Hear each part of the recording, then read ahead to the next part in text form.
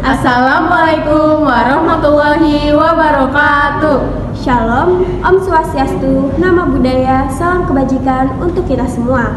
Perkenalkan, nama saya Adinda Widya Sukmaningrum dengan NPM 2530614131 dan rekan saya. Perkenalkan, nama saya Amira Rahmania Aureli dengan NPM 2530416137.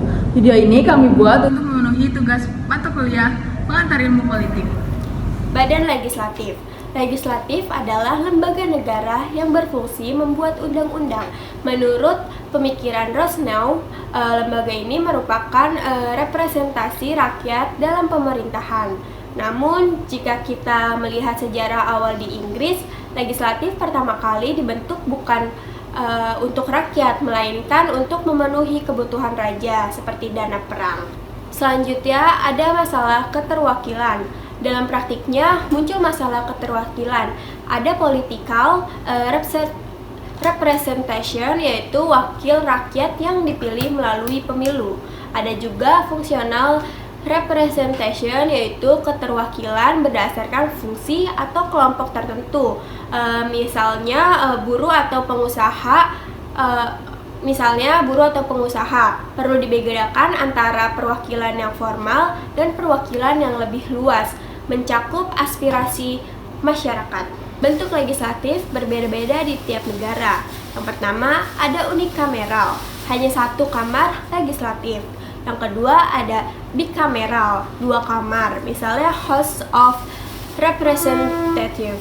Yang ketiga, ada trikameral, seperti di Indonesia terdiri dari DPR, DPD, dan MPR. Lalu ada fungsi legislatif, diatur dalam pasal 19 sampai 22B Undang-Undang Dasar 1945, yaitu fungsi legislatif membuat undang-undang. Lalu fungsi pengawasan mengawasi jalannya pemerintahan. Fungsi anggaran menetapkan dan mengawasi APBN. Hak-hak legislatif. Anggota legislatif punya berbagai hak untuk menjalani fungsinya, yaitu pertama ada hak angket. Hak angket menyelidiki kebijakan pemerintah yang dianggap bermasalah. Yang kedua ada hak interpelasi, yaitu meminta penjelasan resmi dari pemerintahan. Yang ketiga ada hak berpendapat. Hak berpendapat itu menyampaikan pandangan atau sikap politik. Yang keempat ada hak inisiatif. Hak inisiatif ini mengajukan rancangan undang-undang. Lalu yang kelima ada hak budget, yaitu mengatur anggaran negara. Yang keenam ada hak petisi. Hak petisi menerima aspirasi dari masyarakat. Yang ketujuh ada hak bertanya. Hak bertanya ini meminta keterangan dari pemerintah. Lalu yang kedelapan ada hak imunitas. Hak imunitas perlindungan hukum agar anggota legislatif bebas berpendapat tanpa takut dituntut. Lalu ada tambahannya, dalam legislatif selain fungsi dan hak, ada mekanisme politik penting. Kali ini saya akan membahas dua pilar paling penting dalam sistem politik, yaitu badan eksekutif dan badan yudikatif. Yang pertama, eksekutif. Eksekutif adalah pemegang kekuasaan tertinggi dalam suatu negara. Pemimpinnya bisa berupa raja atau ratu, presiden, atau perdana menteri. Dalam menjalankan tugasnya, eksekutif dibantu oleh kabinet yang terdiri dari para menteri. Awalnya, menurut konsep trias politikal, eksekutif hanya berfungsi sebagai pelaksana undang-undang. Namun, dalam praktik modern, eksekutif memiliki ruang gerak yang jauh lebih luas. Yang kedua adalah wewenang eksekutif. Wewenang eksekutif ini meliputi administratif, menjalankan pemerintahan sehari-hari, legislasi, ikut serta dalam proses pembuatan undang-undang, keamanan, menjaga kestabilitasan dan pertahanan negara. Yudikatif misalnya pengangkatan hakim atau pemberian grasi. Lalu ada diplomatik, mewakili negara dalam hubungan internasional. Selanjutnya ada bentuk eksekutif. Bentuk eksekutif berbeda-beda setiap negara. Sistem yang pertama yaitu sistem parlementer, Perdana Menteri bertanggung jawab kepada parlementer. Lalu sistem monarki, raja atau ratu menjadi kepala negara, bisa absolut atau konstitusional. Lalu ada sistem presidensial, presiden menjadi kepala negara sekaligus kepala pemerintahan seperti di Indonesia dan Amerika Serikat. Selanjutnya ada lembaga yudikatif di Indonesia. Di Indonesia, lembaga yudikatif terdiri dari berbagai macam. Yang pertama ada pengadilan negeri sebagai pengadilan tingkat pertama, lalu pengadilan tinggi sebagai pengadilan tingkat banding. Lalu ada Mahkamah Agung sebagai pengadilan tertinggi. Selanjutnya ada Mahkamah Konstitusi yang menguji undang-undang terhadap Undang-Undang Dasar 1945 dan menangani sengketa pemilu. Seterusnya ada Komisi Yudisial yang mengawasi perilaku hakim. Selanjutnya, saya akan membahas salah satu aspek paling penting dalam ilmu politik, yaitu partisipasi politik. Partisipasi politik adalah seluruh aktivitas warga negara untuk memenuhi kebijakan umum, memilih penguasa politik, dan ikut serta dalam pembagian kekuasaan. Partisipasi ini bisa dilakukan secara langsung, seperti voting, maupun tidak langsung, misalnya melalui organisasi politik.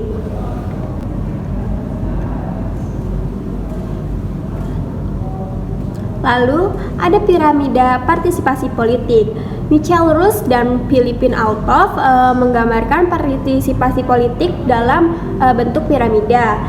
Di puncak piramida ada warga yang menduduki jabatan politik atau administratif. Di bawahnya ada yang mencari jabat menjadi anggota aktif atau pasif organisasi politik hingga ikut serta organisasi politik semua. Nah, partisipasi juga bisa berupa demonstrasi, rapat umum, diskusi politik informal, dan voting. Di dasar piramida ada sikap apatis, yaitu tindakan peduli terhadap politik. Selanjutnya ada pola partisipasi politik.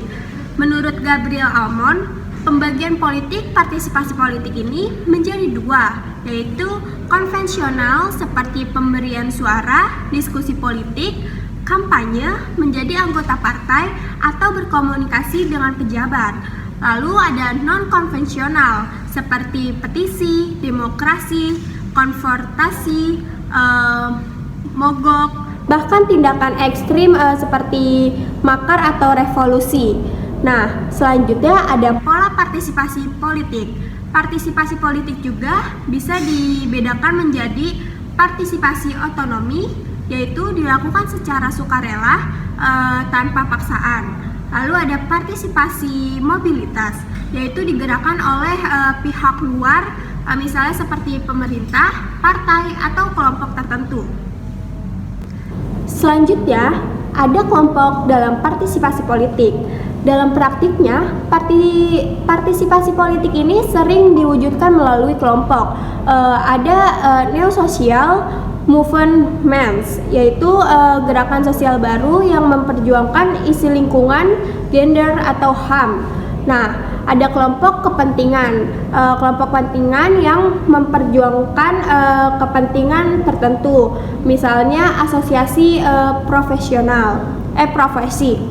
Dan ada kelompok penekanan yang berusaha memengaruhi kebijakan pemerintah melalui tekanan seperti demonstrasi atau lobi politik.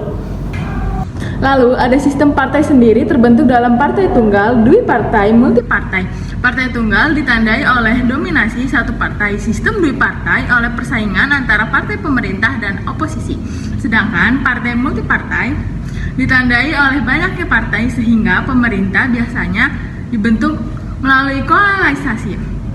Berdasarkan organisasi, partai politik terbagi menjadi partai kader yang menekankan kualitas dan ideologi anggota. serta partai pada masa yang lebih menekankan jumlah pendukung. Dalam pemilu legislatif, pembagian kursi dilakukan dengan sistem Sainte-Laguë, yaitu sistem yang membagi kursi berdasarkan perolehan suara. Semakin besar suara yang diperoleh, semakin besar juga peluang partai mendapatkan kursi. Pemetaan ideologi partai politik digunakan untuk melihat posisi ideologis dan kekuatan partai politik di Indonesia dari masa ke masa. Pemilu itu sangat penting dalam sistem demokrasi. Lewat pemilu, kita bisa lihat sejauh mana demokrasi berjalan di suatu negara. Selain itu, pemilu juga menjadi bahan kajian buat partai politik dan partisipasi politik. Jadi, pemilu bukan hanya soal nyoblos, tetapi juga cerminan kualitas demokrasi. Secara umum, ada dua jenis sistem pemilu. Yang pertama, ada sistem distrik atau single member constitution, di mana daerah satu pilih cuma satu wakil. Yang kedua, sistem proporsional atau multi member, di mana satu daerah bisa pilih punya beberapa wakil sesuai proporsi suara.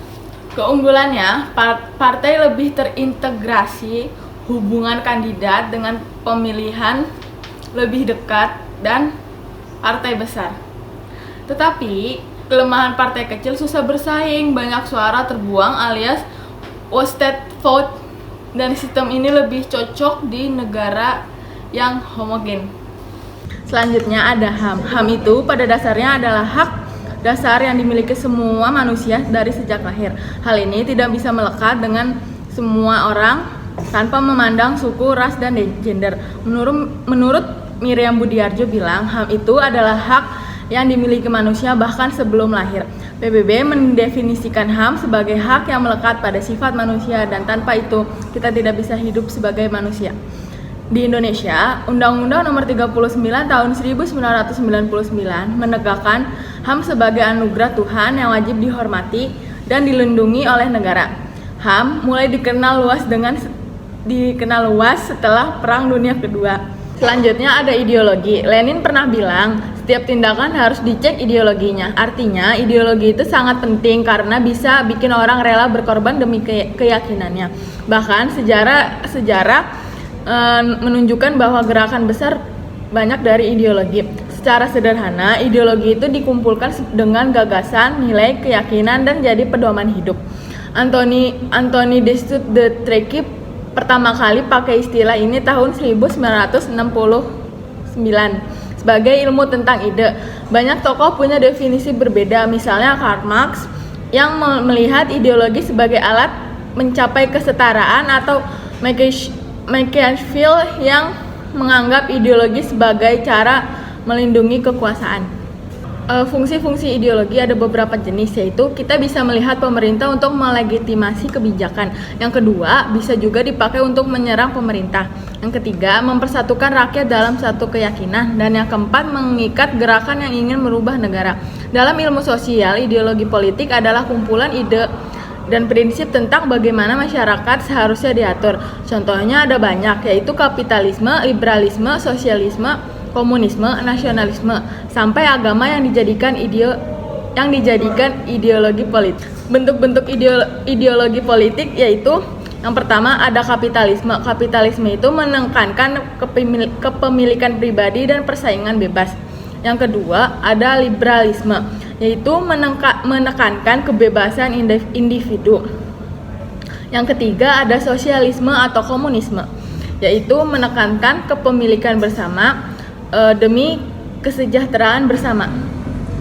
Sekian dari kami, kurang lebihnya mohon maaf. Wassalamualaikum warahmatullahi wabarakatuh.